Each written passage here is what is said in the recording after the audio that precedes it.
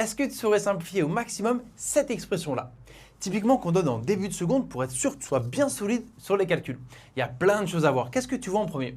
Moi perso, je vois la division en premier. Elle me gratte le dos, j'aime pas la division. Tu connais la règle, j'espère. Diviser par une fraction, c'est multiplier par son inverse. Donc déjà, voilà, ouf, ça va mieux, je vois plus de division. Ah, je peux être apaisé. Donc voilà, moi d'abord, avant toute chose, j'écris ça. Et idéalement, quand même, à gauche, fais quelque chose. Qu'est-ce qu'on pourrait faire? Dis-moi, en fait, en maths, dès que tu vois un truc, fais-le. Tu vois pas quelque chose en haut? 2 est facteur commun dans les deux petits termes. Donc moi, je mets 2 en facteur. Tu vois, avant, je fais attends. Je factorise par 2, ensuite tu me parles. Par contre, il ne faut pas se tromper quand tu factorises. Tu vois. Donc voilà, 2x carré moins 8, quand tu factorises par 2, x carré moins 4. D'accord. Et là, x carré moins 4 est apparu. Dis-moi que tu l'as reconnu. C'est a carré moins b carré, l'identité remarquable, la fameuse qui va donner a moins b fois a plus b. Et comme ici, j'ai une multiplication de fractions, je vais regrouper tout ça sous une seule fraction. Et en même temps, je vais faire les factorisations que j'ai repérées. Donc en haut, c'est 2 fois x moins 2 fois x plus 2, d'accord? X carré moins 4 devient x moins 2, x plus 2. Ensuite, tout le monde se multiplie, donc c'est fois 10y. Et en bas, on a le 5y cube. Et ensuite, tu ne remarques pas quelque chose?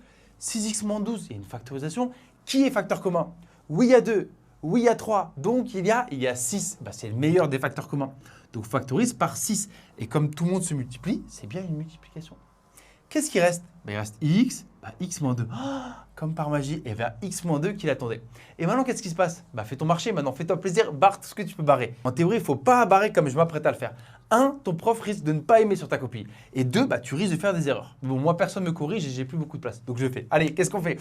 On barre les x moins 2. Ensuite, 5 avec 10, tu barres 5, tu barres 10. Donc ici, il reste 2. Parce que 10, c'est 2 fois 5. Ensuite, tiens, ce 2-là, je le barre avec ce 6. Comme ça, tac, on n'en parle plus. Je ne veux pas l'oublier. Et là, il reste 3. Parce que 6, c'est 2 fois 3. Quoi d'autre? Y avec y cube. Donc, y avec y cube. Donc, il reste y carré. Parce qu'au cube, il en avait 3. Il y en avait un en haut, clac, clac. Il en reste 2. Attention. Donc, ça y est, c'est fini. Il reste, en haut, il reste quoi? Il reste 2 facteurs de x plus 2. Et en bas, 3 y carré. Mais tu vois, je suis content d'avoir fait. J'ai hésité, tu vois, dans ma tête, il y avait un conflit. Je barre ou je barre pas. Et là, ça te montre bien que c'est quand même dangereux parce que c'est pas hyper clair, tu vois. Une fois que j'ai fini, mince, qu'est-ce qui reste? On voit pas beaucoup. Donc finalement, il y a une raison pour laquelle les profs te disent évite de barrer parce que réellement, on voit pas très bien. J'espère que je me suis pas trompé.